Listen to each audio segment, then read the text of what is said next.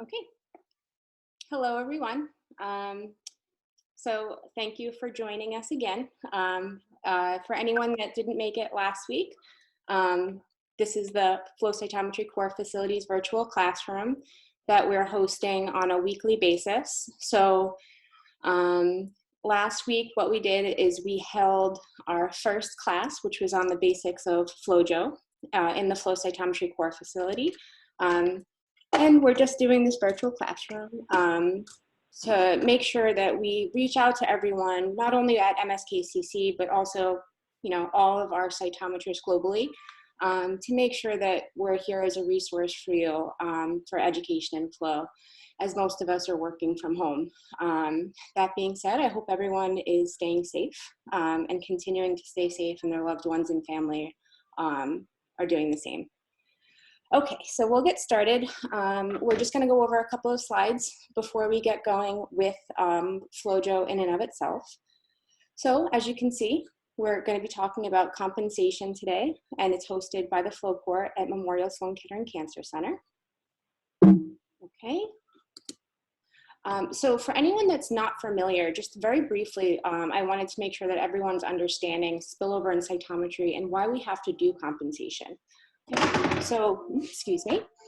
Multicolor flow cytometry really is a wonderful tool that enables us to look at many cells simultaneously from multi-parameter use, right? So using high color flow cytometry or just even multicolor flow cytometry, whether it's 3 or 4 colors up to 30 plus, what we can do is we can look at all of these markers on cells simultaneously, but what winds up happening due to the nature of the fluorochromes is there's spillover, right? So what you'll see down here at the bottom of this slide is a representative emission of BV650 and APC. So there is some spillover between the two, and you can see it in the plot on the top right.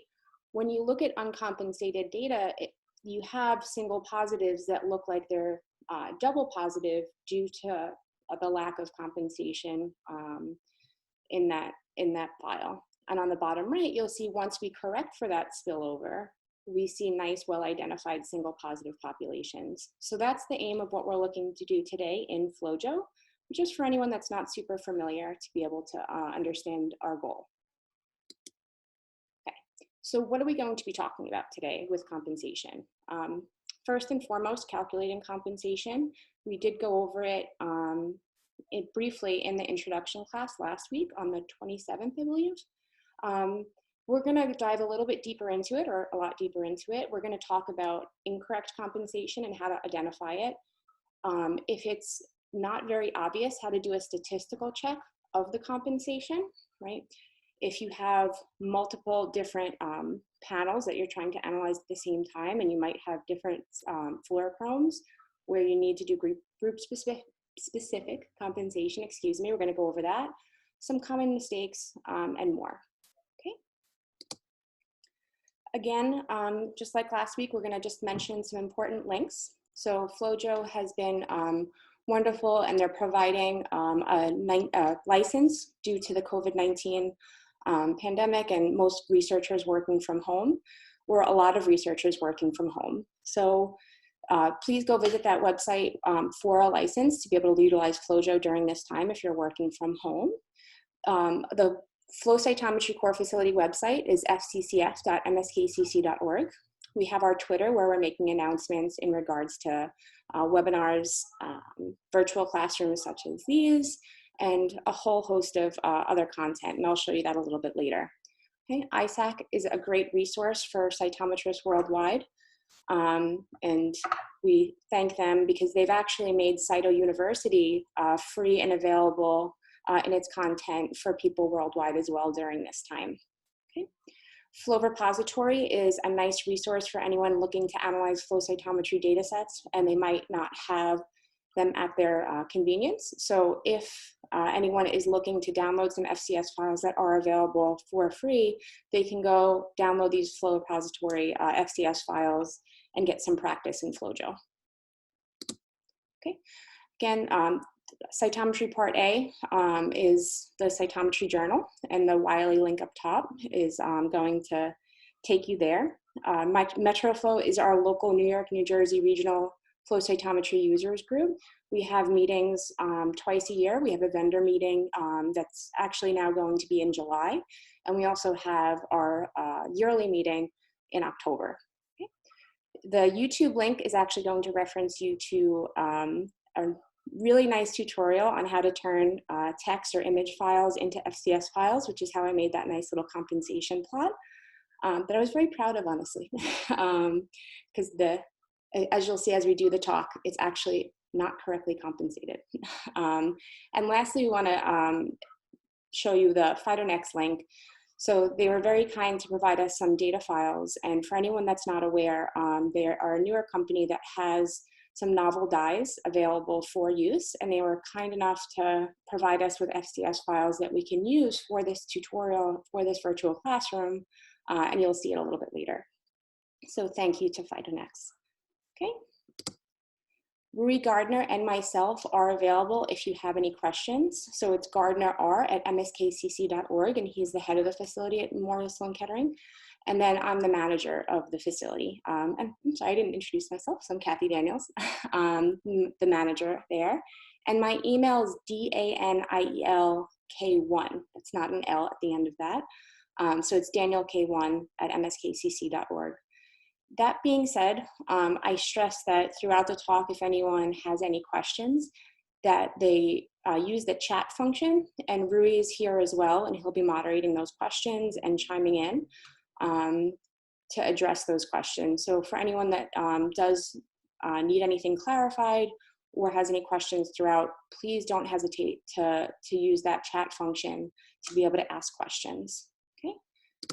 And last but not least, we just want to say thank you to our team. They've been amazing through before this whole work at home situation, and then even throughout, they've been phenomenal. So we thank everyone in our facility. They've been working really hard to get a lot of educational content developed, SOPs. We have flow post-its that we publish every other Monday, quick reference guides, and a whole lot of other material. Okay. So those are my intro slides, and then we're going to go ahead and get started. Okay, I'm going to move myself a little bit.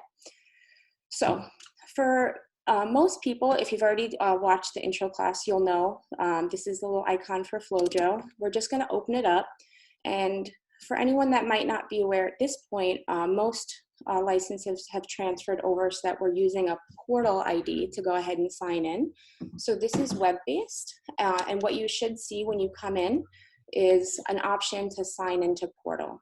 Okay, it's really nice because it enables you to use this portal ID to sign in from multiple computers. I believe it's 3.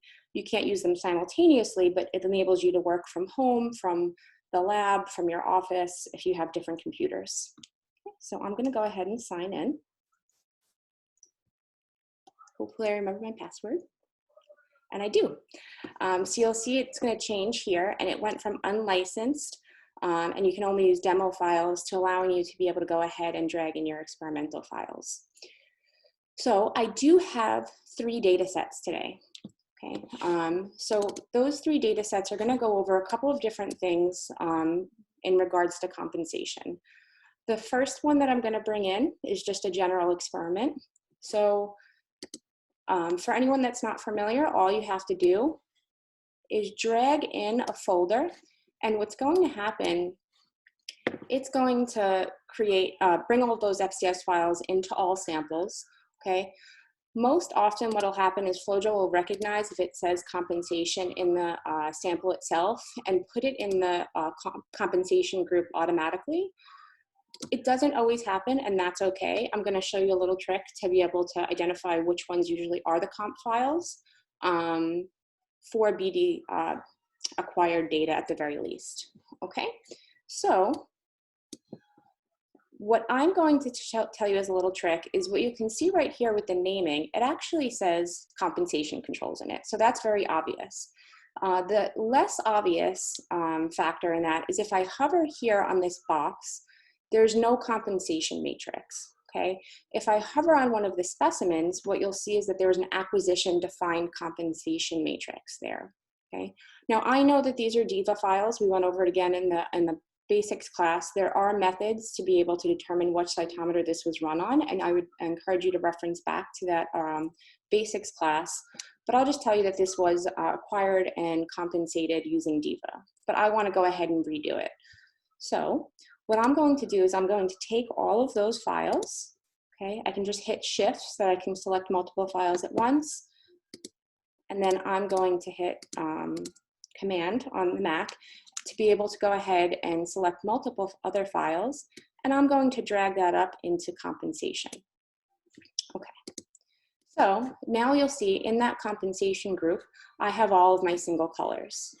Once I do that, this little icon right there for compensation is no longer grayed out, and I'm able to go ahead and start calculating the compensation.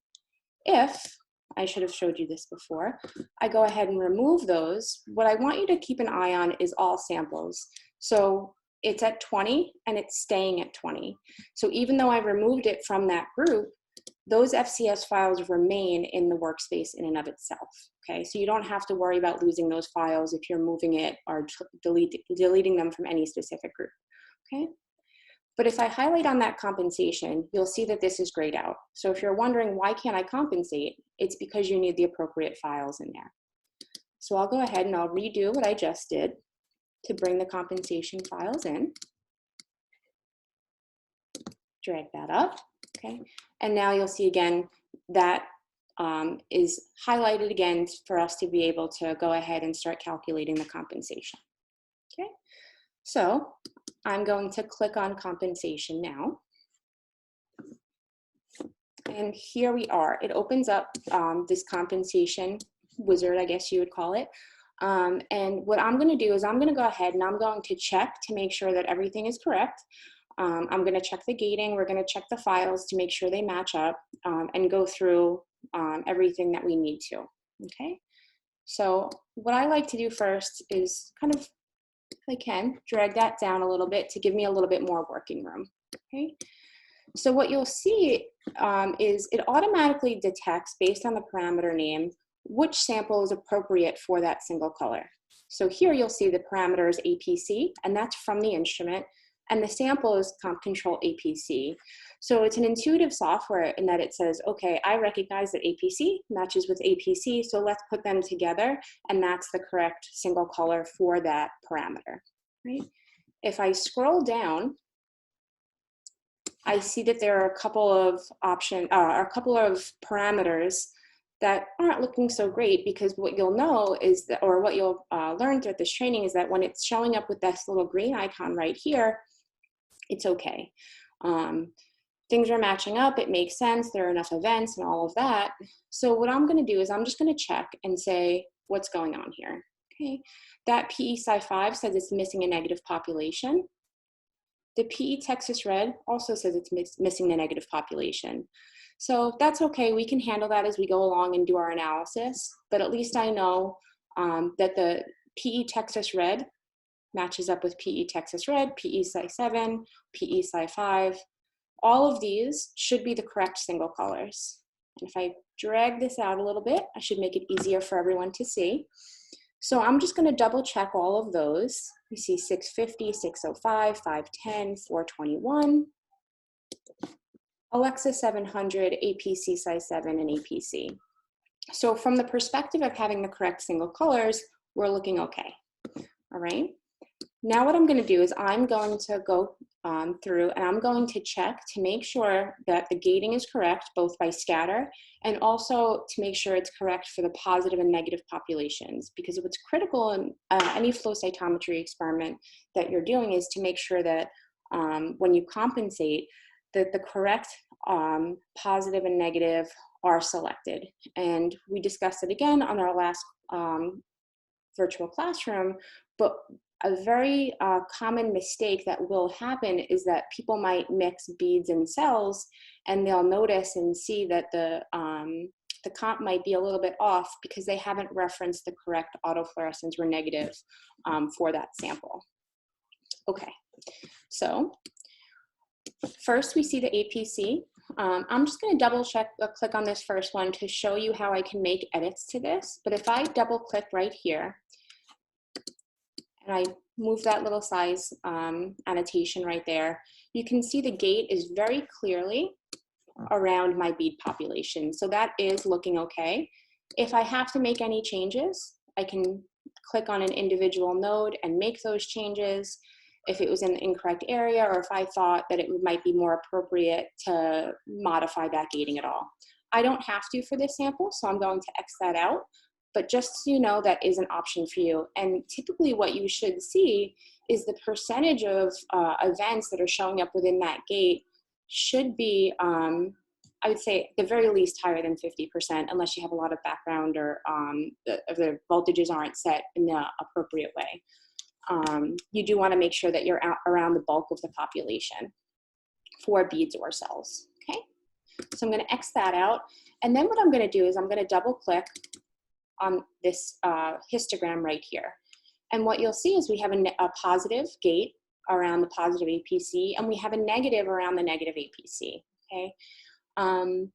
This is showing the negative within the one sample, okay? So sometimes what will happen is people might run a universal negative, and I'm gonna show you how to identify that in FlowJo. But for this sample right here, you can see that the positive and the negative are both defined within the one tube, okay? Now this gate, if I wanted to adjust it, I can click on it and drag it out a little bit as I see fit, just to make sure the whole population is being encompassed.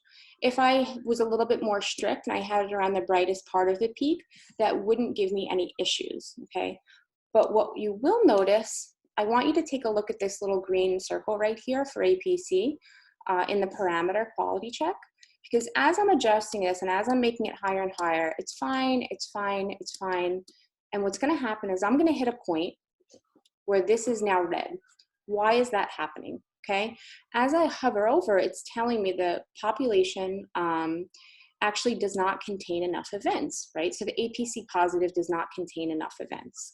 So you want to make sure that you have enough events within your bead population to make sure that you have statistical significance, that the software can go ahead and calculate that compensation, right? What I would aim for when I'm at the instrument is to typically make sure I have, at the very, very least, 1,000 gated of my positive population. That's if you're working with, you know, cells that might be a little bit rare, for if you have to use cells as opposed to beads, or anything like that. That would be my recommendation. When you're running beads, typically there's a nice, very robust positive population, and that's regardless of whether or not there is a mixed population of negative and positive beads. And typically for that, at least acquiring 10,000 beads should be more than sufficient for you to have good data, okay? So I'm gonna X out of that. And I did mention that sometimes you run a universal negative. Where you would see that is if I was clicking here on the negative, if there was a completely unstained bead, right? Because these are beads, I would be able to click on that here and it would automatically reference that autofluorescence from that negative bead there, or the unstained bead there, okay? So now what I'll be able to do is just scroll down, okay? So the APC size 7, I like going through and just double clicking and making sure that all of my positive and negative gating is correct. I might adjust it a hair. So we're gonna keep going and we're gonna keep doing that for all of our individual single colors.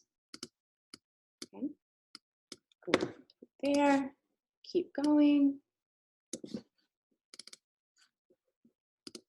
This looks okay. Okay, this is the BV510. You'll see if I expand this out a little bit, I'm missing a little bit there. And one of the rules of compensation is that we want to make sure that you're always encompassing the brightest part of that peak, okay? And one of the rules and the reason that we have to do that is because your single colors need to be as bright or brighter than your experimental. And remember that for a little bit later, okay? Keep going. Making sure I'm around the brightest part. And I did see that there was a little blinky one for the chat function. So again, anyone has questions, please ask, and Rui will chime in when necessary to ask those questions. I'm gonna move myself. Okay, go through.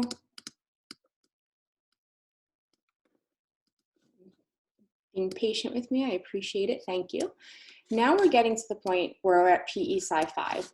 So if you remember when we went ahead and highlighted that little red circle right there, it told us we were missing a negative population, okay? Mouse had a little problem there. Now, the reason for that, what you'll see here is in this positive plot, or in this histogram rather, you see that it looks like everything's off scale and you're not looking at many events. So when we come here and we look at the dot plot for the forward scatter and side scatter for that PE Sci 5, if I double click on it, it's showing only 18.5%. Now I mentioned earlier that you should see a nice robust population. It should be around a majority of your beads or cells, okay? Now here, this is 18.5. Those are likely aggregates, okay? If I come down here, we're up to 71%, and that's our main population, okay? That's our main population of beads. And once I do that, what you'll see is that this population right here now looks much, much better, okay? It's still giving me the error though, that there's no negative. So when I double click on this histogram right here, I can add in a gate around that negative, and I'll leave the name as PE Sci 5 subset because I'm lazy, I don't feel like typing, it doesn't really matter in my eyes, and I'm gonna hit okay. And what's gonna happen, if I X this out, what I can do now is I can come back to this PE Sci 5 sample, and for the negative, I'm gonna click here, and I can choose that gate that I just created, which is the PE Sci 5 subset. Once I do that, I now have a negative population for that sample so that I can go ahead and utilize this to correctly calculate for comp. Okay, we have one more to go, okay. PE Sci 7 looks okay, I'll just adjust that a hair. Okay, and then PE Texas Red is very similar, okay, where we see very obviously that that gate is not correct. Quick side note, another thing that you would be able to do if you made an adjustment to that PE Sci 5 and wanted that to apply to all the different comp beads, if they're all the same particle type, you can come up and drag that to compensation, okay?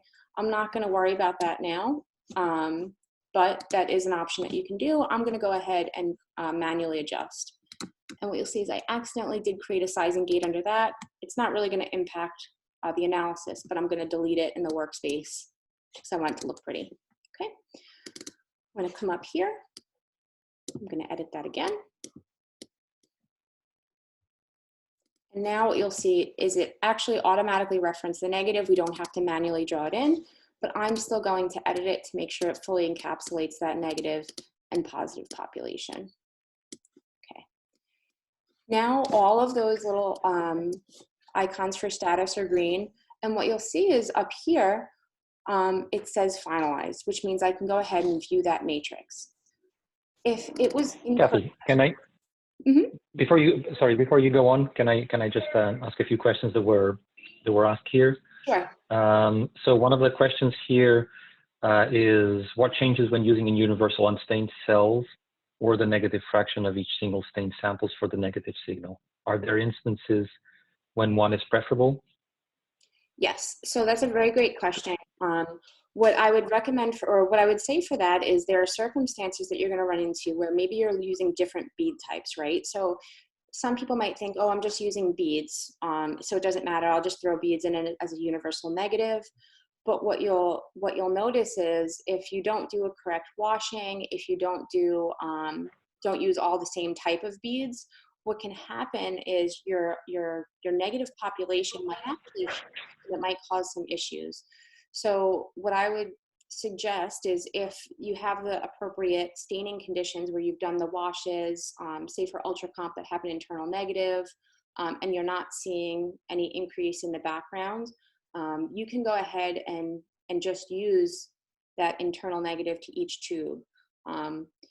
If you have a scenario where you're just using you're using two types of beads rather, say you're using the arc amine beads and you're using ultra comp or the BD comp, whatever it is, what you're going to have to do is only reference the universal negative for the correct bead type, right? So if your universal negative that you ran was ultra comp, but then you have arc amine and BD beads, you're going to need to draw in a negative for those because it's a different particle and it'll have a different negative. But what I would suggest is if you see that in the universal negative, it's showing up a little bit lower or different than it is in your single colors, I would reference back and use that, that negative to make sure you're looking at the true negative of that population. Does that make sense? Mm-hmm. Yep. Yeah, so there's another question here that actually comes up many times, which is if you've calculated the compensation matrix already in your, in front of your instrument, so coming from Diva, is there a benefit to upload the compensation controls in FlowJo and then recalculate the compensation matrix, or uploading the FCS file of the, in this case, Diva compensated samples enough? Great question. So what I'm going to say a two-sided comment there. So what I would always suggest when you're at the instrument, export everything. Export your single colors, run them every time. Okay, so that's very important. You can't use old compensation files or for newer experiments. So just to get that out of the way, we want to make sure that we never do that because there are going to be changes to the floors themselves. Potentially, you might have a little bit of degradation. You might have a little bit of a difference of performance, and instrument performance can vary. Okay, but what I want you to remember is that you can export those single colors and just have them on your server or wherever they are as a backup, because you calculated the compensation in Diva. And what you can do is you can take a look at that compensation in FlowJo or in any analysis platform. Really, it goes beyond just FlowJo to make sure that it looks correct. A little bit later during the talk, we're going to talk about a metric to be able to measure how correct it is when you're looking at compensation, or not how correct it is, that's poor wording, but just to make sure from a statistical perspective that the compensation is okay. So what I would suggest is doing that inspection, and if it's not looking okay, going back and recalculating if necessary. If it's an issue with the controls though, recalculating it, change anything, and you might have to revisit from an experimental standpoint what could be optimized. Okay, and finally, before you move on, there was a question here that when you select apply gate to all comp controls, why did the gate change for few samples? I guess for a few samples only. Say that again? Yeah, so the question was, when you select apply gate to all comp controls, why does the gate change for a few samples? Apply to all comp controls. So I'm assuming this is. What is that? Yeah, go ahead. Like I think that was based on the size. So I kind of mocked it to show you where you would drag it if you wanted that to apply to all. So for example, if I wanted that sizing gate to be, I'm not working with my mouse. I said this last time too. I have no control over this now, so I apologize. This PE Texas red, right? So you see how that looks a little bit broader? If I drag that up to all of the compensation, what's going to happen is they're all changed. Okay, so before I just wanted to let you know that that is an option, but that being said, I didn't use it, right? So that's why it didn't actually change for everything. But if I had brought it up before, like I just did now, it will change for all of those individual files. The reason I might not use that all the time is if I'm looking at different size particles, if I'm looking at different bead types, if I'm looking at cells and beads, because then I'm going to have to go in and make modifications, and I don't always love doing that, and I might want to just make change to one or two. That makes sense? Mm-hmm. Thank you, Kathy. No problem. Thank you, Rui, and everyone for asking wonderful questions. So for anyone that just saw me do something very quickly, I went back in and I highlighted that PE Sci5 subset as the negative, because what you'll see sometimes is if you do make a modification to the gating, like I just did with sizing for all of them, I might have to go back and re-choose that gate that I created. So just be aware of that. And from the same perspective, if I actually go back in there, but I wanted to mention that, say I don't have enough events, right? So say I have this gate in the wrong area. If you follow my mouse, what you'll see is a calculation error. I can't view the matrix. I can't actually calculate for compensation because it's not a sufficient number of events, doesn't have the negative, whatever it might be, it will stop me from being able to calculate, okay? Once I fix it, it's finalized and I can actually view that matrix, okay? Oops. That will go away. Okay, so I'm gonna go ahead then and view the matrix at this point because I wanna actually check it and see what it looks like, okay? I'm gonna drag this out, and what winds up happening in FlowJo that's really nice is that it automatically creates an n by n plot, all right? So you're automatically seeing that. Okay, one of the things that I'm noticing right here, BV605 and PE, you have a comp value of 107. Some people might see that and they might say 107, it's over 100, I can't use it. That is unfortunately something that goes around in the field, but comp values of over 100 are okay, all right? There are different methods that people might utilize to get those values under 100. That doesn't mean it's correct or necessary. So I want to just quell some of those fears that people have that just because a comp is a little bit higher than what you'd normally expect or what you'd normally think or perceive to be correct, that it's a red flag, because it's not necessarily a red flag, okay? FlowJo gives you the option to look at compensated versus uncompensated. So this teal right here, if anyone can see, is going to be the uncompensated, okay? Now what I can do, say I peruse all of this and I say, okay, things look okay based on this control, right? So right now it's just showing me an APC stain control. If I click there, I can actually go ahead and look at one of my samples, okay? If I had had a gate, maybe a viability gate or something like that, I would be able to go ahead and preview that to make sure that I'm looking at the correct population. Because sometimes it could be a little bit tricky to check compensation to make sure it looks correct if I'm looking at dead cells that are non-specifically binding and you see some weird patterns. Okay, I'm gonna uncheck this and take a look, because what I'm seeing right now are some issues that to me might not look that great, okay? So here what I'm seeing, if you follow my mouse, I'm seeing a curve, right? So I'm seeing that curve population, which indicates to me, at least on this one plot, and there are others here, that this is not a great compensation for this control. So we set it up correctly.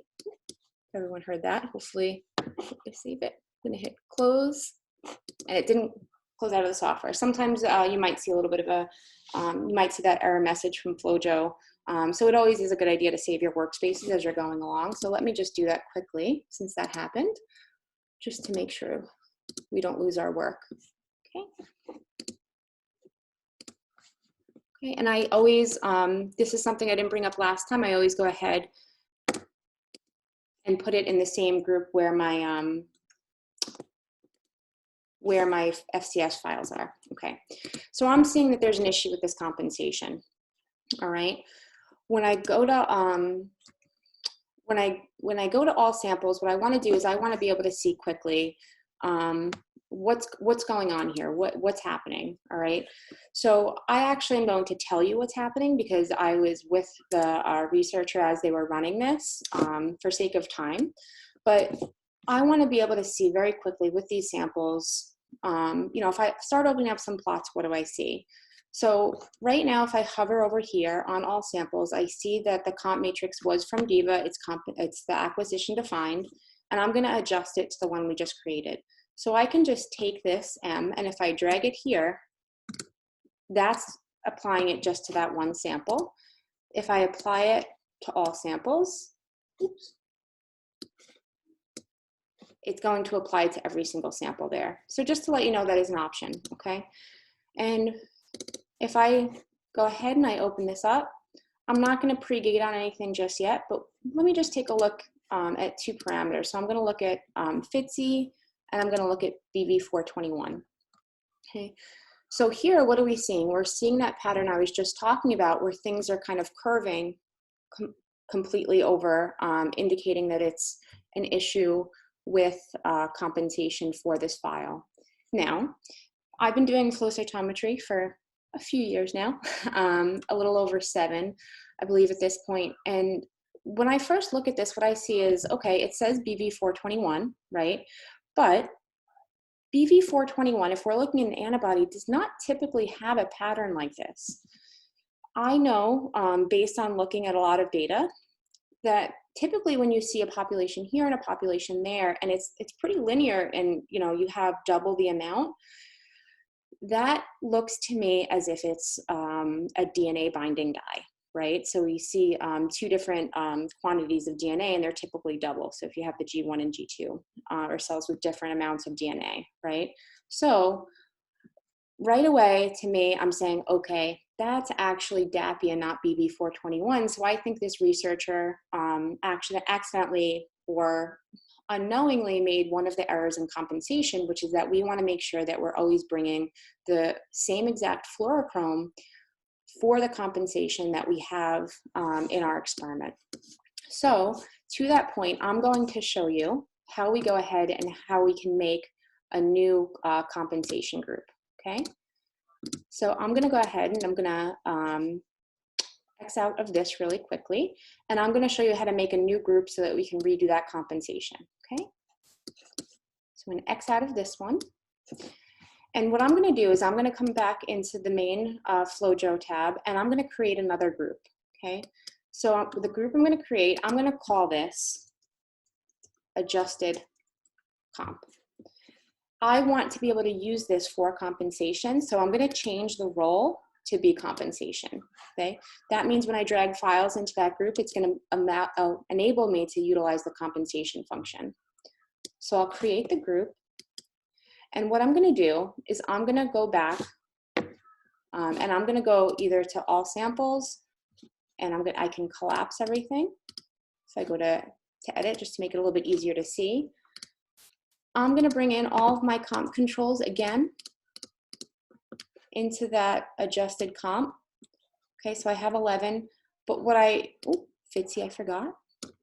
But what I also want to do is I want to see, do I have a single color for DAPI and not BV421?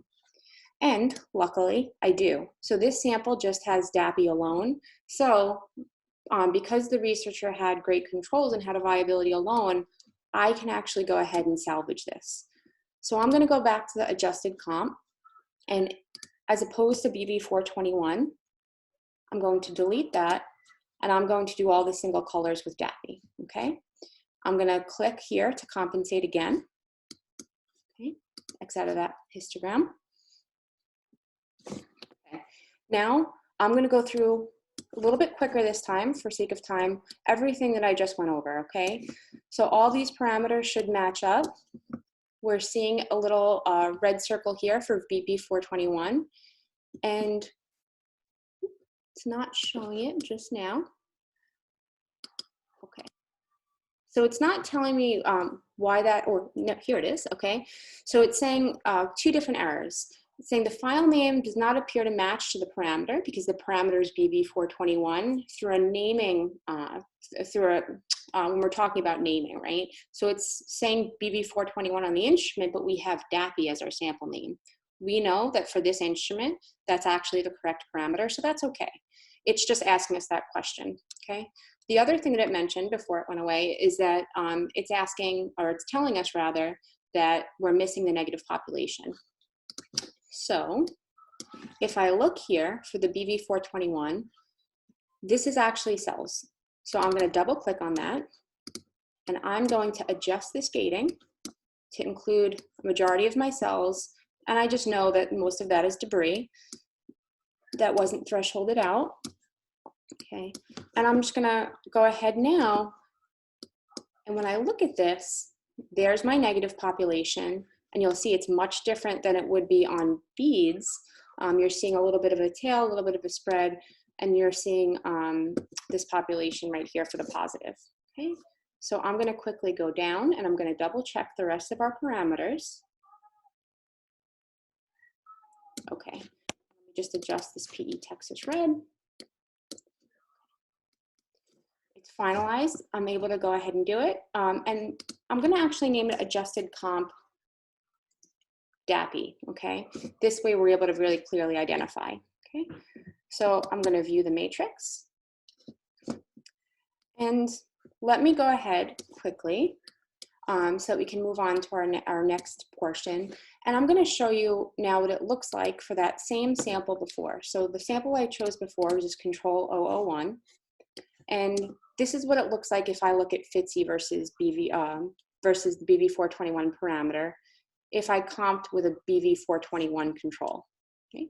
Now if I drag this comp that I did with the DAPI, what winds up happening? There's a major difference there, okay? You're seeing it looks a lot more like what we'd expect from a correct compensation perspective, in the sense that your negative and your positive population in the spillover channel are matching up with their MFIs for the most part, okay? And we're gonna go through and check that in our next section, but I just wanted to show you the importance when you're compensating to be able to carry it out correctly through using the correct fluorochromes and how to make those adjustments and changes in FlowJo. Okay. Now that being said, this is a pretty high color experiment, so I'm not going to go through each individual N by N to check. I'll do that with a smaller panel so that you can see, but I just want to make sure that you're aware of how to do it. Okay. The one thing that will be nice though, if you do have two different panels and you do have two different sets of compensation, what you can do is create different experiment groups, right? So if you had panel 1, okay, you can create that group, and panel 2. If you want to change the name of the rolling so that the roles, so that they're replicates, controls, whatever it is, that's perfectly fine. I'm not going to do that, but what I'm going to do is I'm going to change which samples go where. So if I have these 3 that I want to go in panel 1, I'm going to do that. And these 3 in panel 2, I'm going to do that. And then I can say, all right, this is these are the samples that I know have BV421. And these are the samples that I know have DAPI. And then I can go ahead and in the same workspace, go ahead and see where, or differentiate between 2 different panels, have 2 different sets of compensation, all within the same workspace. And you'll see the color of the matrix will also help you identify. And you can go ahead and you can change that color, you can change the naming, you can go ahead and save the matrix as a FlowJo matrix file or CSV and then re-import that back in. There are a lot of different options for you to utilize that are there for you, okay?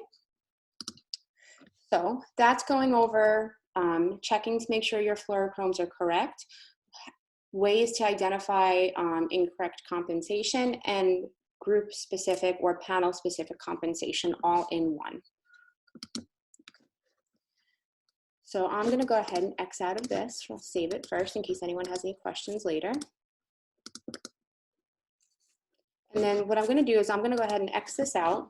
I'll save the changes, and we're going to go ahead and work from a new workspace. Okay. Now this new workspace that we're going to do, I'm going to show you how to go ahead and check for a metric to be able to say my compensation is what I expect it to be and my controls are correct, or it's not, okay? So let me go back here to the training, and I'm gonna look at the samples that were provided to us by FIDENX, okay? So I'm gonna go in here, and again, thank you to them for providing these samples to us. I'm gonna go ahead and drag these in. All right, so for anyone that's not familiar, these are newer dyes that are available that can be conjugated relatively quickly, and they're tunable dyes that are really exciting. And if you go to that FIDENX website, you'll be able to read more about it. But there's Nova Blue and Nova Yellow. So these samples were actually acquired on an attune. And what I'm going to do is take a look at these single colors that they provided for us. It's Nova Blue 530, 610, 660, and then Nova Yellow 570, 610, and 660. Okay, so what you'll see there is we have 6 different dyes that are excited off of 2 different laser lines, and they're somewhat close in their peak emissions. So it's a really nice test for us to say, okay, can we combine these 3 colors? How do we compensate for it? And how do we check to make sure that our compensation was correct? Okay. So what I'm going to do is I'm going to drag those into compensation. And because these are all single colors, it might be a little bit harder for us to identify later on harder for us to identify in one N by N very easily the compensation there. So what I'm going to do is I'm going to utilize a trick before we get started that we showed last time, where I'm going to concatenate all of these files together into one FCS file. And add that in as an additional file, because what that lets us do is take a look at all of those single colors in one so I can get a cohesive picture. Okay, so if anyone remembers from last time, I'm going to right click and concatenate. Okay, so by concatenating those populations, what I'll be able to do is put them together into one. I'm going to put that in the correct destination. So I want that to be on our desktop. Again, mouse. Yeah. Sorry, and a clock going off. It's the wonders of working from home. Okay, there we go. I got to wake up. Okay, so desktop training on 430. Okay, and then these are the Fight and X. So I'm going to put it in that same exact group. Okay. Choose there, and then for the advanced options, you can change the name. So I leave everything the same, and I'm just going to change the name, and I'm going to put it as a multicolor and concatenate. Once I do that, I'm going to put it into the existing workspace. It might take a little bit because these are a little bit larger files. So that's going to take a minute or so. There we go, it's done. Because I clicked existing workspace, there that file is right there. And you can see the number of cells is much larger because it combined all of those events into one. Okay, so we're going to go ahead and do the compensation. Once I click on this little compensation right here, what winds up happening and what you'll see often, if you're taking a look at compensation and you left all of the parameters open, FlowJo is going to ask you, what parameters do you want to use, right? Because you're going to see that if all of the parameters are open, it needs a little bit of guidance to say, what are the parameters that you actually want to compensate with? So because the parameters were labeled, it's very easy for me to say, I want to use these 6, okay? And those are the ones that I want to look at. So I'm going to choose those selected parameters, and we're going to follow the same compensation that we had done before, okay? Now these are all CD4 single color cells, so what I'm going to do is I'm going to double click here on this dot plot. And I'm gonna kind of hone in right about there. And we don't have unstained cells for this, which is perfectly fine. What I'm gonna do is I'm gonna just make sure that I'm around the brightest part. So right there, I'm not seeing much of my CD4. I'm seeing it right in this area over here, okay? If I go there, nope, looking okay. So I'm gonna then drag this size file that I created for the size gate rather, that I did for the Nova Blue 530, and I'm gonna drag it up to all the compensation. This way I don't have to make those individual changes like I mentioned before. And now I'm gonna go ahead and I'm gonna adjust the gates for the positive and negative for each of these single colors. Double clicking. There we go. So here, I'm going to go around the positive, and I'm going to make sure that this negative gate is nice and tight. What you can also do that we brought up last time is adjusting this little transform button by going to customize axis and adjusting the width basis. So if you're having a hard time pulling out, you can kind of always come here and adjust. And this is a good example because you're seeing as you adjust that, you're getting a much better representation of the negative and positive. And sometimes for CD4, because it's expressed on different cell types, you might see a mid positive and a really bright positive. For the sake of compensation for us, what we're going to do is we're going to make sure we're on the brightest part. Okay. And here for the negative, I'm going to go BL1 negative. Okay. And now that looks okay. And it's just giving us that little yellow warning because the naming isn't the same as the parameter. I'm going to go through these parts a little bit quicker. This, bring it down. If the gate doesn't automatically appear, you can draw it in yourself. Okay. So again, I'm just going to go pretty quickly through this, and I'm not going to talk too much because I want to save some time so I can go over the statistics of what we're going to review. If I don't choose to do the transform, that's okay. I just want you guys to be aware of how to do it if you choose. Very grateful that my mouse is cooperating now.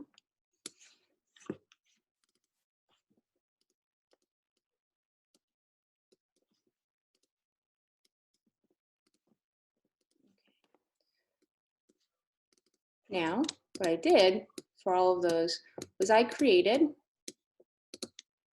a negative gate, okay? So in one big swoop, what I'm gonna do is I'm gonna come back here and I'm gonna choose those gates all in one. Sometimes I just get into a groove of things where I like to just go through and make all of my gates and then go back up and check the gating after that, okay? So let's see how everything looks. I think it all looks pretty good. And the last thing that you'll notice, actually, I just want to point this out. Remember that these are all CD4. So these are CD4 clone SK3, just conjugated to different fluors. So what we should see, actually, when we're going through this is that the population of positives should be relatively the same. And it might be a little hard for you to see, but as we're going through, they're all roughly around 25, 26%. So that's promising and what we want to actually see in our values. At least for this data set. It's not going to be the same for all compensation. This is just an example where they're all conjugated to the same. Okay. Thought I heard someone maybe about to ask a question. So now I'm going to go ahead.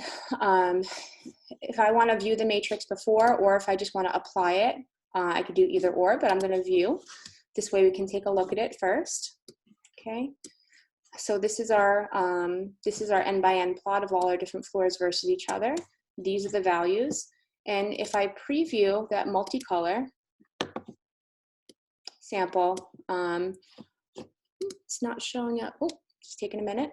This is going to show us the compensation when it's not carried out in the teal and when it is carried out in the black. Okay. So looks okay to me right now. And the very oops, close that. It looks okay to me right now, and I'm going to go ahead and I'm going to drag that compensation to all samples, okay? And I'm going to show you one or two more tricks, and if we have time, I'll go through one more data set. Okay, so what I like to do is I like to go ahead and I like to sometimes take a look in the layout editor of the N by N so I can get a clearer picture and just get to see how the compensation looks. So what I want to do first is I'm going to open up that concatenated file of those NOVA single colors. I'm going to drag in that sizing gate. Okay, I'll do a very quick singlet gate. Okay, so we're all aware forward scatter area by height. Okay, now most of these look like they're singlets, so I'm actually going to have a very easy time setting that. These would be our single cells. Typically, you'd want to do, take a look a little bit closer, but for the sake of time, I'll leave it as is. And I'm going to open up the layout editor, and I'm going to take a look very, very quickly for this concatenated file. I'm going to drag in the single color, and I'm going to delete this information that I don't need, and I'm going to double click on the plot, and I'm going to change the x-axis. And if I search in this little text box right here, I can start typing in comp. And what I can look at is I can look at the CD4 BL Nova Blue 530 versus 610. Okay. I'm also going to come to the annotation, and I want to actually go ahead and show what I'm looking at. Okay, I'm going to uncheck the smoothing. And what I'm going to do very quickly, adjust this a bit. I'm going to go ahead and I'm going to duplicate this. A lot of questions come in. That's great. Marie, are you all good right now? Okay. Duplicate again. Yes, we are. So far, we good. Okay, great. So what I did is I duplicated, right? I'm going to continue to duplicate, and I'm changing on the y-axis what we're looking at. So I'm looking at Nova Blue 530 versus 610, then versus 660. Now I'm looking at it versus 570. Okay. I'm going to keep duplicating, or I can duplicate multiple. And I'm just going to finish this out quickly. 610. Okay, and then the last one I'm going to do is versus 660. Okay, so now I have a plot that I manually just created of everything versus each other. If I highlight these last four, I can duplicate those again. I can double click here and I can change this x-axis now to the 610. Okay, and I can always go back and adjust the width basis and all of that.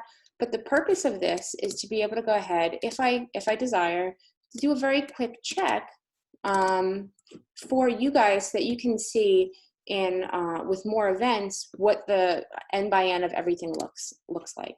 You wouldn't necessarily have to do this every time. I wouldn't suggest it. It's time consuming, especially for more multicolor purposes, but just so that you know it's an option. Okay, so now I have every single color versus each other, and things are looking pretty great. And like I mentioned before, what's nice is that this is actually looking at only 2 different lasers, right? And it's looking at 6 dyes rather off of 2 different lasers that are very close to each other, okay, with their emission peaks. So that's a nice visualization. Again, you can go ahead and adjust that width basis. So for example, if that Nova Blue 660, if I double click on that here and I select comp, 660. If I have all of that space right here, when I customize the axis and I adjust that width basis, that the scaling of the negative isn't so extreme, and I apply it, what winds up happening? We're able to see it much better here, okay? Now, what I want to just discuss very briefly is how we can statistically check to make sure that our comp is correct. So Marie and myself and Joanna from the flow cytometry core, we've been doing some work on this, and what we actually went ahead and did for one of our projects was actually come up with the idea that, or just say rather, that what we should be looking at in order to see whether or not the positive and the negative are matched up how they should be, is to look at the secondary stain index. So what that secondary stain index would be looking at the MFI of the positive and the MFI of the negative in the spillover channel. So what does that mean? Okay, that means if I open up this single color, right, and we have the Nova Blue 530 versus Nova Blue 610, and I adjust that basis, okay. What I want to do is I want to calculate to make sure that this is correct. So we know by eye it looks good, but I want you guys to be enabled to all actually calculate that if by eye you're seeing something that might look a little bit off and you want to check, or if it's the first run of your experiment and you're not really too sure. So I'm going to go ahead and take a look at this data and show you how to do that. So I'm going to create a gate around this positive, and you can name it however you'd like, but I'm going to say Nova Blue 530 positive. And I also like to identify what's the spillover channel. So spill Nova Blue 610, okay? Then what I'll do is I'll go ahead in here. I'm going to say Nova Blue. It's very similar, but I'm going to change that to negative, okay? So what I'm going to look at is the negative, a positive and the negative, But from a statistical perspective, what I'm going to be looking at is the MFI of these two gates rather in the Nova Blue 610 channel. Okay, how do I do that? This is a little refresher from last week. I'm going to go to Workspace and I'm going to add statistic. Okay. When I go to add the statistic, right now we're on Nova Blue 530 positive. So, and the spill is 610. So I'm going to come to median. I'm going to come down and look at the comp. And I'm going to look at the comp of not 530, which is the positive. I'm going to look at the comp of 610, which is the spillover channel. Okay, I'm going to add that. And I also need the MFI of the negative. Okay, so I'm going to come to this negative population, come here, and I'm going to look at the MFI of that same detector, the spillover. Okay, and then we also need to define the standard deviation of the negative as well. Okay, so I'm going to go to standard deviation. We're still on Nova Blue 610, and it's the negative. So I'm going to hit add. Now we're going to go back to our trusty formula and table editor that we talked about last time. So if I open up the table editor, I'm going to drag in those stats. Okay, so I'm going to drag in the MFI positive, negative, and the standard deviation. And I'm going to go to edit, add a column, and come to formula. So last time where I referenced a nice little copy paste that you can put in, that was great in order to calculate separation index. Here, what I'm going to do is show you how to do it from scratch. So I'm going to the heading of the title, I'm going to put in secondary stain index. And here what I'm going to do is I'm going to create it from scratch. Okay, so I'm going to start off with 2 parentheses, and then I'm going to insert the reference, which is going to be the MFI of the positive, okay, positive population in the spillover channel, minus the MFI of the negative in the spillover channel. Okay, I'll close that parentheses, and then I'm going to divide. Okay, add in another parentheses, and I'm going to put 2 times the standard deviation. Okay, and I'm going to parentheses to close that up. Now, hopefully I did this correctly. It's been a little bit since I've done this. I'm going to hit OK, and then I'm going to come back to the table editor, and I'm just going to quickly create that table. I only need it for the one sample, but it's going to show up with blanks for everything else. And if I come in here, it's going to give me that secondary stain index. Okay, so this is 3.03 times 10 to the negative third. So that's actually, was it 0.0003 or something like that? Please don't, this is being recorded, so I'll be embarrassed if that's wrong. Might be, because I'm just going quickly. But that's actually wonderful, because what you can actually detect by calculating the secondary stain index is if the value is less than -1 or greater than 1, it indicates that the difference between the positive and the negative in that spillover channel is greater than 2 standard deviations. And that's our metric that we've decided to use to define whether or not a compensation is overcomped or undercomped. Okay, so if it's greater than or it's less than -1, that indicates overcompensation. And if it's greater than 1, it indicates undercompensation. Okay, we do have some data showing that, but I wanted to show you with a nice data set with these Nova dyes, what it actually looks like. And it will look nice on conventional dyes, other dyes, as long as your experimental setup and everything like that has been done correctly. So we're pretty close to 2 o'clock, or we're a little past 2 o'clock now. We do have, I believe, until 2:30. I do have another data set that I could show what winds up happening if you have some samples where maybe the single colors aren't as bright as your experimental sample. So what I'm going to do is I'm going to open it up to everyone to see whether or not they'd like to see that, and I'd be happy to go over. If not, we can take questions because I want to make sure that we have enough time to address everyone's concerns. Does that sound good?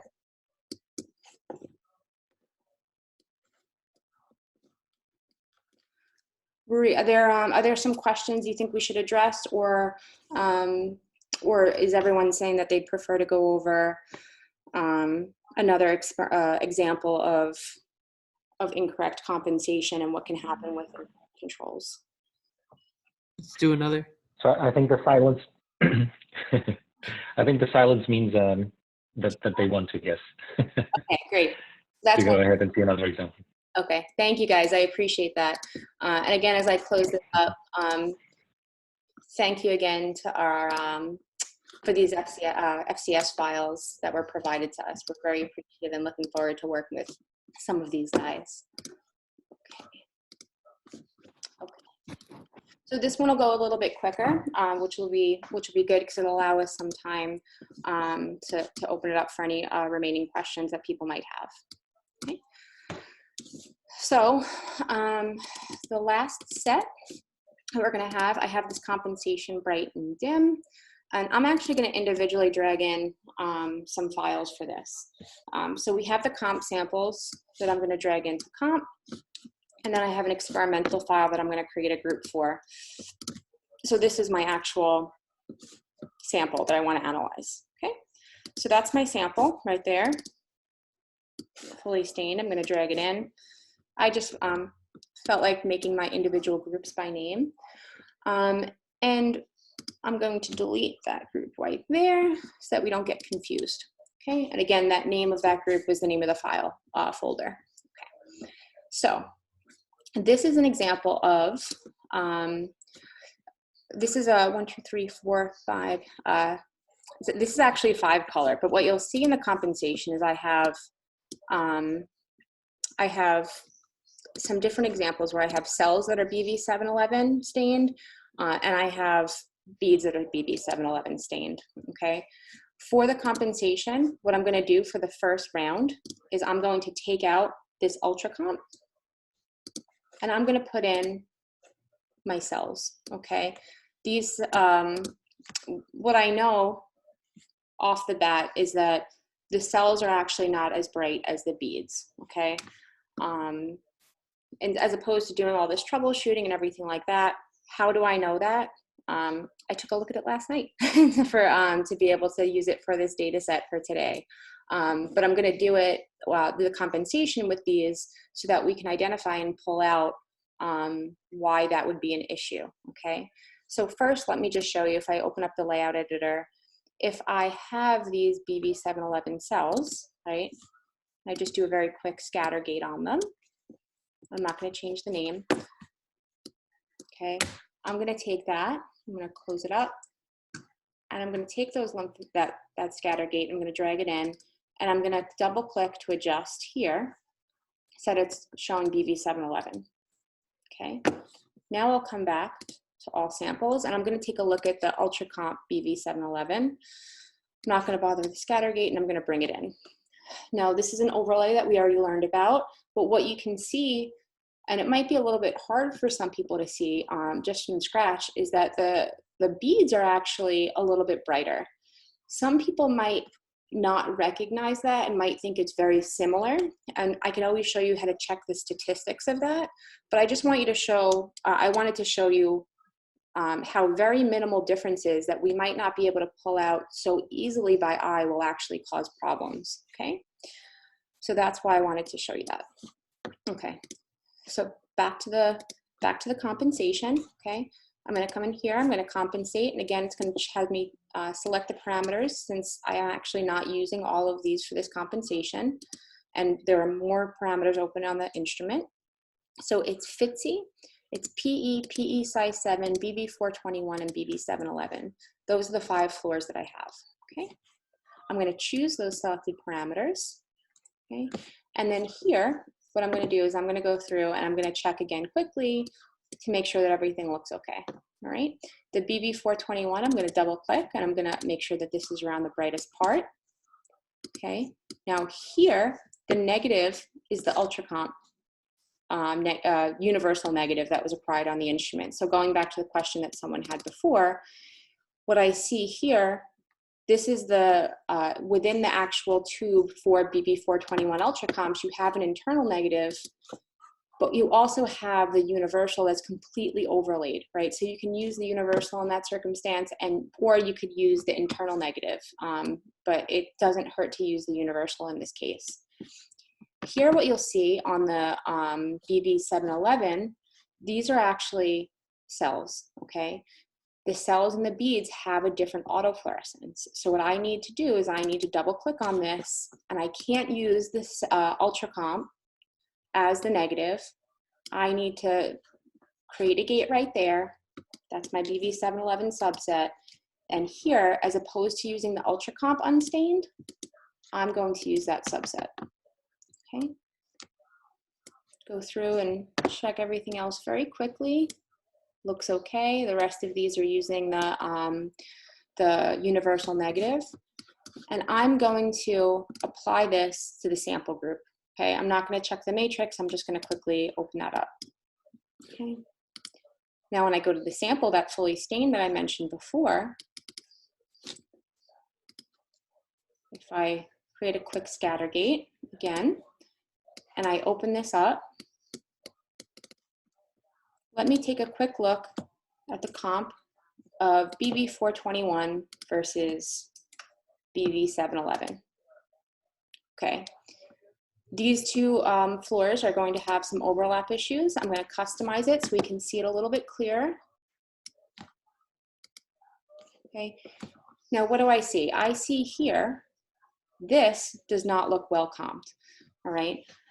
I know that this is not supposed to just be a dim stain of BB421 to BB711 because I actually concatenated these single colors together, okay?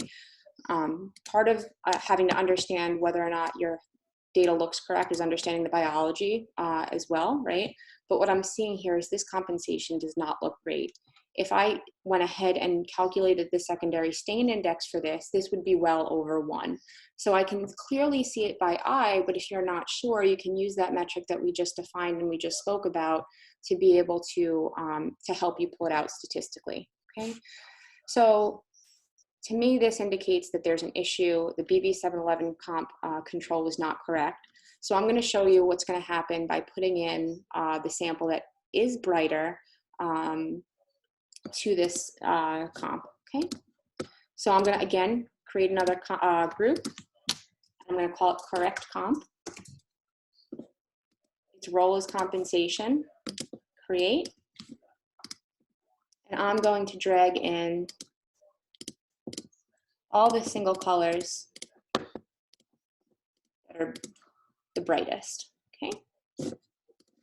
I'm going to do this again quickly so that we can see the comparison of the two. More questions, awesome. This is an interactive group and I love it. Okay, FTSE, PE, PE size 7, right? BB421 and 711. Choose those selected parameters. And I'm going to peruse this very quickly, make sure everything looks okay. It does. Okay. Now, this same exact sample, right? I'm going to apply to that group again. And what winds up happening?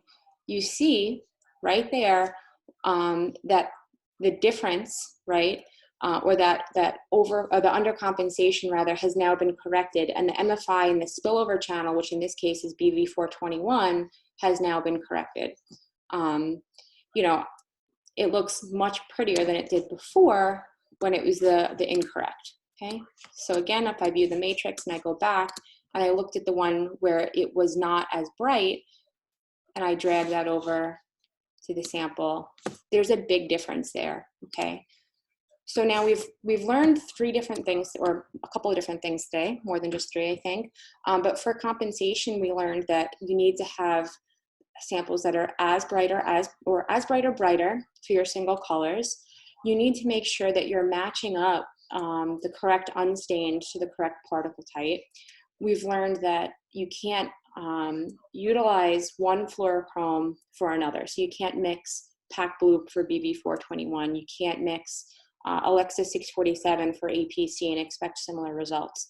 The spillover and the characteristics of those dyes are unique to themselves, and they can't be used interchangeably. So we saw that with the BB421 and DAPI, and then we also learned how to go ahead and check statistically for these issues that we're seeing. and creating our own N/M plot, getting a look at everything kind of cohesively all together in one. So that was my quick example for that. But let me just show you very quickly, because I forgot, the MFI differences there. So by eye, I said it might have been a little bit difficult to see, but we can utilize the statistics, right? So the BV711, we've already defined the positive, right? So BV711 negative and positive, those gates were created with the comp matrix, the compensation calculation. But if I come into workspace and statistic, I could just add the median for BV711, okay? So this median, getting old, my eyes aren't working as well, is 27,739. And if I look at this positive for the BV711 for the beads, 35,336. So the median fluorescent intensity is actually higher for that BV711 here than it was in those cells, okay? So it might be hard to identify by eye, just like sometimes some compensation might be, some compensation might be difficult to identify by eye. So that's why we always, as scientists, want to go ahead and take a look at the data, look at the statistics to be able to draw any conclusions. Okay, so thank you for sticking with me for that extra example that I wanted to show everyone.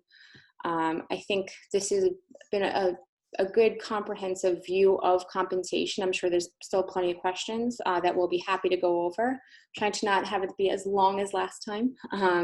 So thank you everyone for your patience. But really quickly before we take questions on comp, I just wanted to make sure that everyone's aware that we do have a poll up on our Twitter account.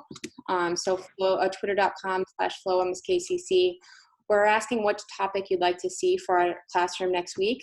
And we have 12 votes so far. Everything's kind of split right down the middle with 12 votes. So it's gonna be a little bit hard to pick. So if you guys wanna go over there or send Rui and myself an email, we'll be happy to listen.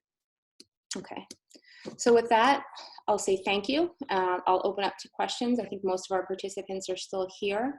And I'll do my best to answer. If not, Rui and I will have a discussion. Thanks, guys. Thank you, Kathy. That was really nice. We have a few specific comments, but or questions, and then I would like to also open it up for more general questions regarding compensation. Just before we go there, let me just say that several people were asking if this is being recorded. Yes, it's being recorded. Kathy, do you mind showing our website where the previous virtual classroom is published, and we will be publishing it there in the same place. Yeah. I did leave the link in the chat, so if you search the chat, you'll see the link. Okay. Yeah. So like Rui said, fccf.mskcc.org. If you go to education and training and analysis software, once you click on that, it's going to bring you to our analysis software education and training page. If you scroll down, what you'll see is the first FlowJo virtual classroom that we held on March 27th will be right here. And this page will also have links to vendor training for FlowJo, for FCS Express, and we also will have a virtual classroom that we're co-hosting with Sean Burke from FCS Express next week that we're going to be announcing probably early next week or end of today, but we have a couple of different webinars or virtual classrooms coming up, including a spectral webinar, FCS Express virtual classroom, and then FidoNext is actually going to be co-hosting with us to talk about their floors the following Thursday. So we'll be on the lookout for all of those, and everyone here will be getting those emails. Yes, thank you. So let me see. There were several questions here. One of them also related to the, to those links that you have there. Somebody was asking here if we have any videos for compensation for beginners, something that goes a bit slower than today's lesson. So the answer is yes. There are. So FlowJo an SCS Express. So in this case, if you're interested in FlowJo, they have on their website loads of tutorials, and yes, they have some nice basic videos on compensation. Yeah, and we also reached out to everyone, you know, within MSKCC, because we're having open office hours, and we're willing to work with people one-on-one from our facility if they have any questions. But we're also pretty open to helping people kind of in general. So if anyone needs any support, we can provide you with the appropriate links if you're having issues finding it, regardless of where you work. Or what labs you're associated with, and we'll be happy to help anyone out who needs assistance. Right. So specifically, so going back to the second example, so Shengyu Gao was asking, what is the difference of the n by n plot that you created from the one in the compensation matrix? Great We question. didn't really get what was the point of creating that plot. So why did I waste your time and do? No. So for me, I don't know if it's just my old eyes or not, but sometimes when I open that up and I'm looking at it here, I have a little bit of a harder time sometimes pulling out like the minutia of the data, and then I have to go ahead and zoom in and really look, and I'll have a little bit of a harder time. That's honestly just me, and most people would be able to look at this and say, okay, this looks okay, this maybe doesn't look okay. But what you'll see is it's a little bit harder to pull out some of those smaller populations. Whereas if I look in the layout editor, those populations are a little bit more clearly defined here. You know, in this plot, because I'm able to visualize those events a little bit better. So that's just a personal preference, and I like to show people how to use the layout editor to create that quickly if you're having a hard time with the automatically generated plot, that n by n plot that pops up. So it's purely a preference thing that I think is a useful tool, and I've found very helpful. But you don't have to. Right. Right. So next question is actually related to the you know, the rules, the 3 rules of compensation, and actually, you know, that bridges also to several questions that were brought up here. So Robbie was asking if your control is not bright enough. So going to your one of the last examples, can you run another in your experiment, same settings, and import and use? So can you, if you identify at the time of the run that your single color wasn't as bright, this has definitely happened to us in the core facility. We can say, okay, we can go ahead, we can proceed, but I want you to go back and I want you to stain at a higher concentration, right, to make or cellular or whatever it is, the correct one that has the brightest level of staining. And so long as the voltages or gains kind of instrument are all the same and it's run on the same day in the same run, you can absolutely do that, and that's going to be the best bet. I wouldn't import any older files. I wouldn't use anything from a different day or anything like that, but absolutely suggest going ahead and making another control and running it. Even after you calculate comp and diva and you're seeing issues, you can still go back and you can still redo that compensation, whether it's in diva or in FlowJo. So absolutely. Mm-hmm. Yeah, I would just add there that, you know, be careful, because if you mean going like 3 days later or 4 days later to run that control, you know, be aware that the instrument might have drifted, right? So what Kathy means is, you know, if you're running your experiment and right after your experiment you decide to go and get another control and record it still in the same day, then that makes sense. Yeah, absolutely. Right, Kathy? Yeah. 100%. It should always be the same run, and that's I've stressed with many people who might be reusing old comps or, you know, comp matrices, not to do that, and always run the single colors at the same time, the same run. Right.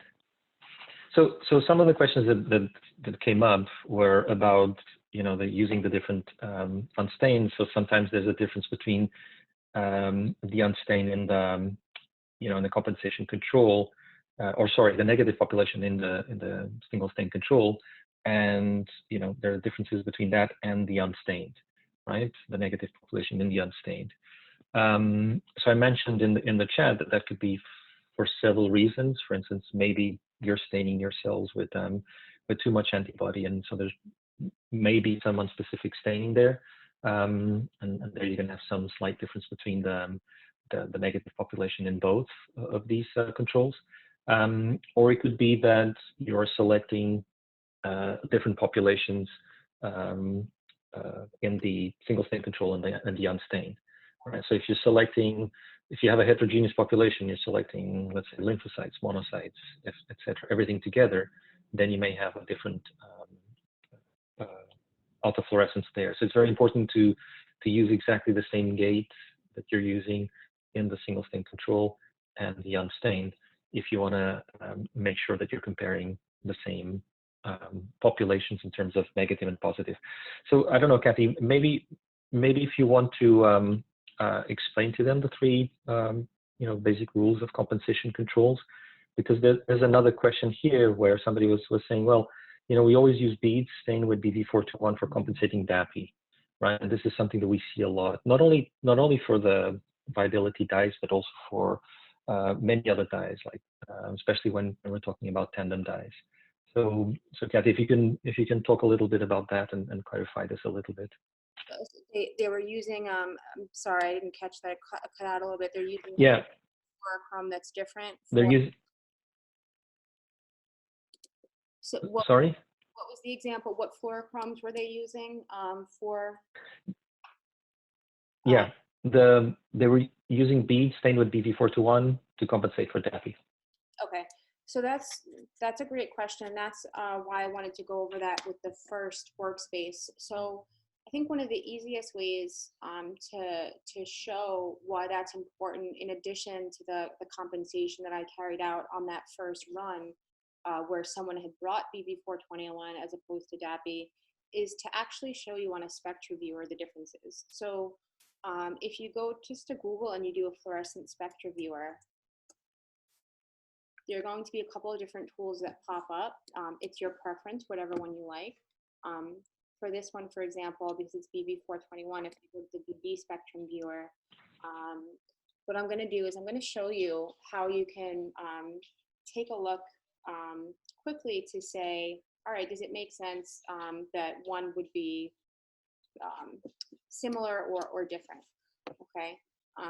Another nice one that I really like is actually the SciTech SpectraViewer as well, but I don't have the browser on this computer to be able to look at it because it's not my normal computer. Okay, I'm going to go ahead and uncheck all of this. So all I did was go to the BD SpectraViewer, and I unchecked everything. And what I'm going to do under fluorochrome is I'm going to go to BB421. Okay. And right now you're going to see that nothing's showing up because the excitation source is the 488. So on the example I showed, we actually looked at off the 405 laser, and I'm going to show the excitation and the emission. Okay, so this is what you'd expect with the 405 laser excitation for BB421. If I then go down and I look at DAPI here, and I look at the excitation and emission, okay. And I'll take away excitation because we know that both of those are available or excited by the violet. Well, I'm seeing a very different spectra for DAPI than I am for BB421. So it's almost like, I don't know if this is a bad analogy, but it's like a recipe is calling for salt and you put in crushed red pepper, right? You're not going to get the same results in your end dish, right? So you want to make sure that when you're calculating your compensation, we're going to go back to the rules, that it's the same exact fluorochrome, and it's for this reason, right? Because fluorochromes are not identical, they're different. That's the reason why we can use multicolored panels and pull out, differences between different fluorochromes and identify them. And you could even actually use DAPI and BB421 in conjunction on the same panel if you have a UV laser, since Daffy's excited off the UV. So they're different enough that you could actually even use them together in the same panel for two different things, and you would never want to use those two together. That being said, there's also people that might, you know, swap out one fluor for another, and one might be, in addition to the spectrum being different, you might have issues with one of those dyes having degradation or this and that, and it's going to cause a lot of issues. So it's always, always, always the best to use the exact same fluorochrome, and we want to make sure that it's as bright or brighter for that single color as we showed in that last example. And then lastly, we need to make sure that that unstained is correct, like we've been talking about.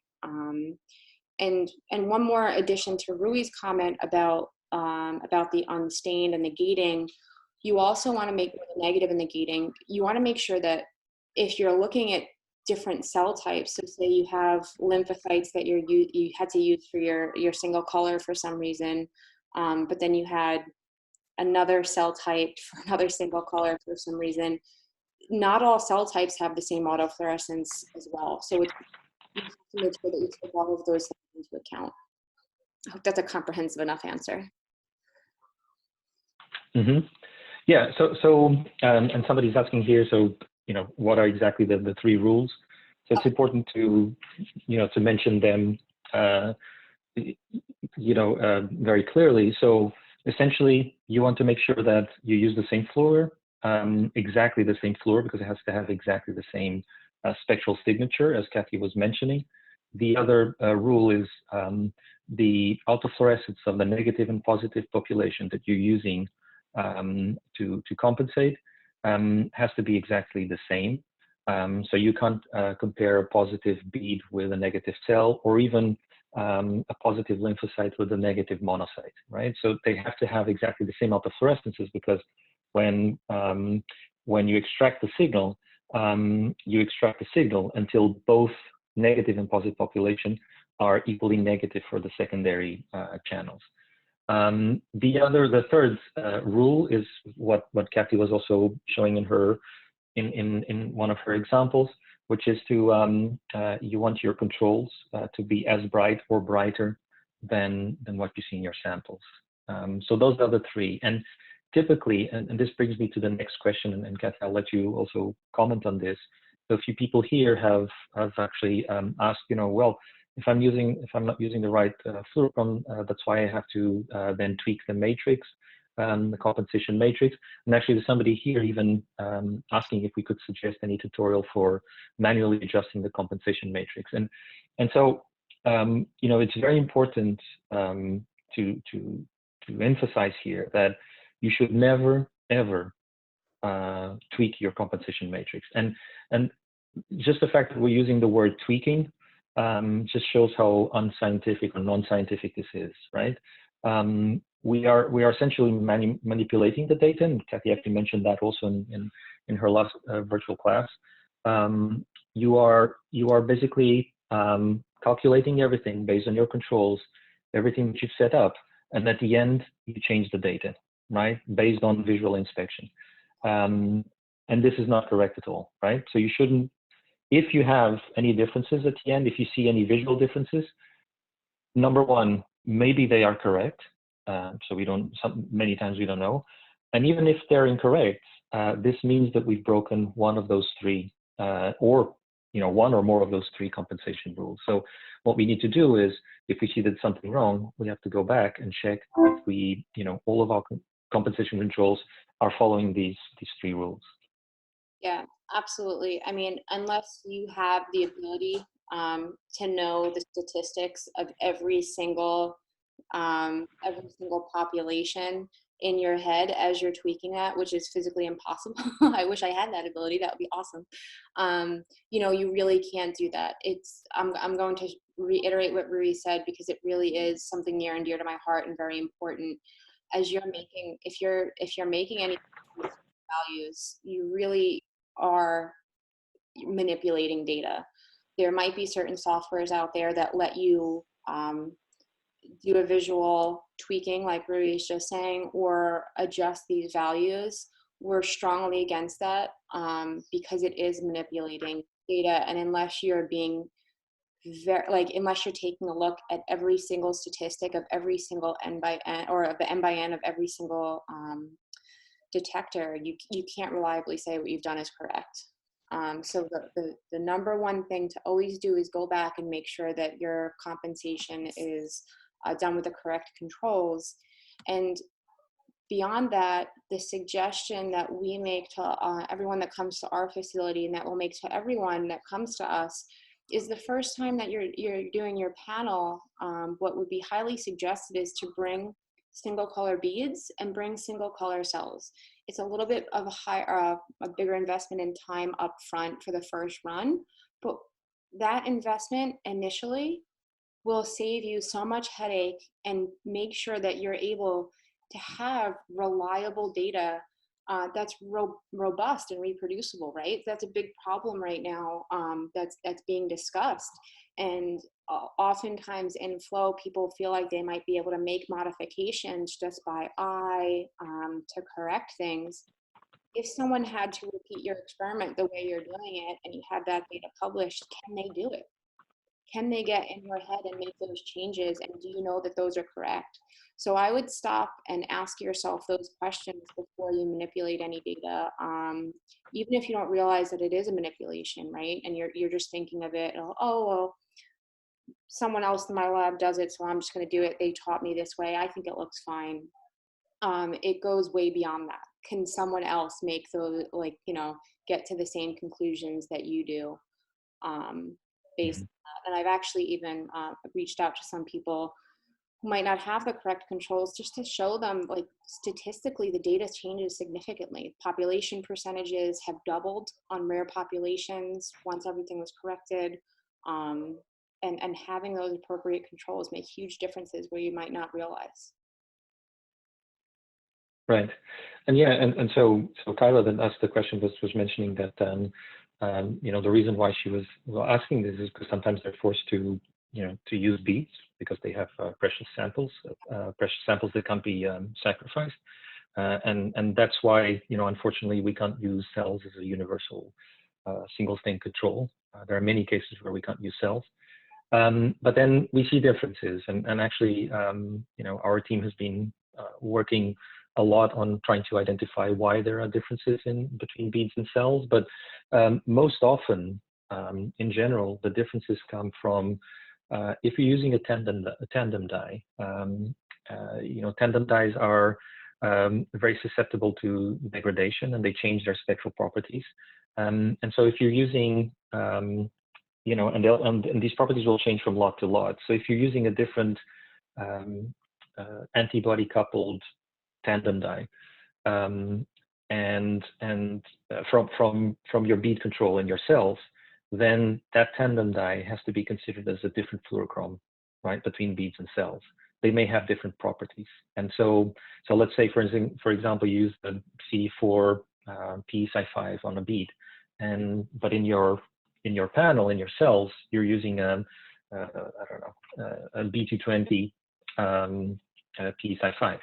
So those two psi5s may be different, and if they're different, they're going to give you different compensations, right? So that could be one of the reasons that happened. The other reason is sometimes we fix the cells, and that may change slightly the properties of the spectral properties of fluorochromes, and then you don't fix the beads, right? And so you're going to have differences there also in your spectral property. So again, or like Kathy was showing, your beads may be less bright than your cells for some reason, and so you're breaking that rule also. So there may be a lot of situations where you're breaking the rules by using beads instead of cells, but as long as you don't break those rules, it should be pretty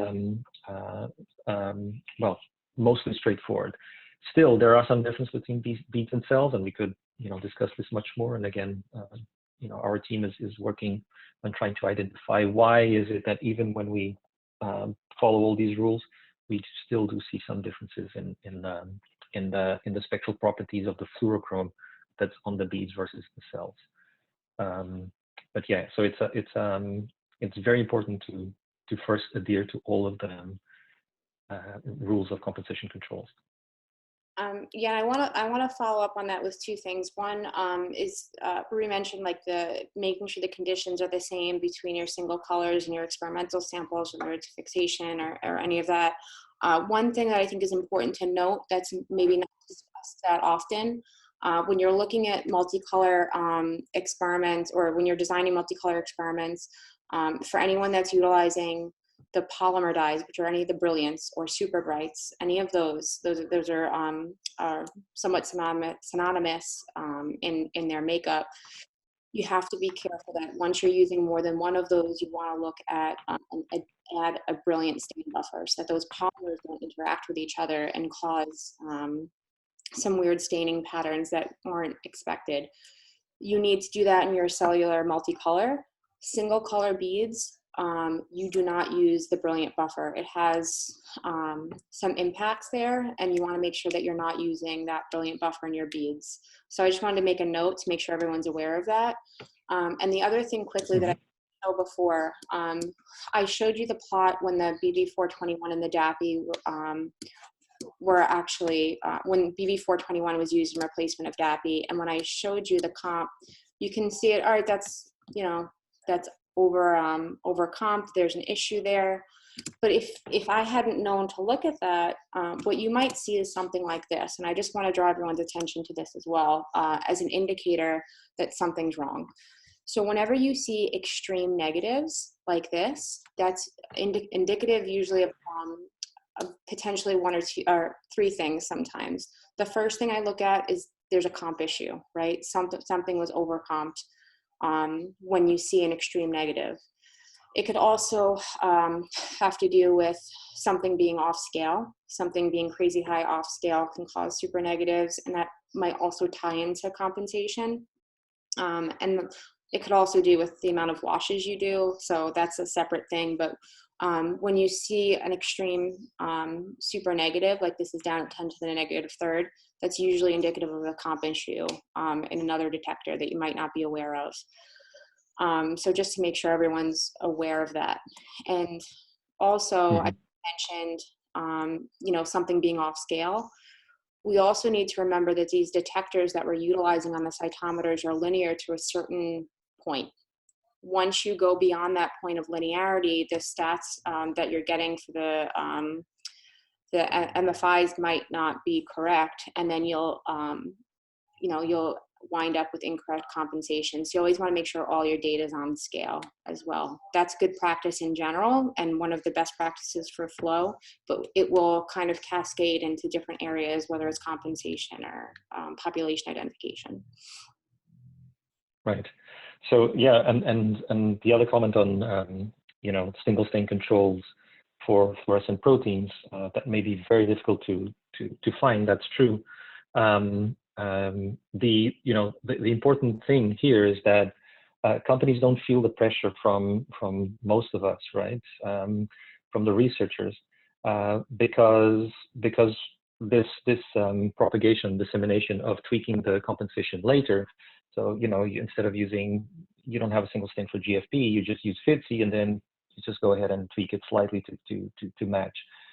So this dissemination of bad practices has also had the consequence of not putting enough pressure to the vendors to come up with good single stain or good beads for single stain controls for fluorescent proteins. There were some from BT and other companies, I believe, but they weren't very successful. And so it's on our side to be as scientific as possible and make sure that we, unfortunately the vendors allow us to tweak the matrices, the compensation matrices.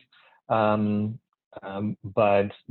if we don't if we don't allow us to do that, then we can put more pressure on these companies to develop.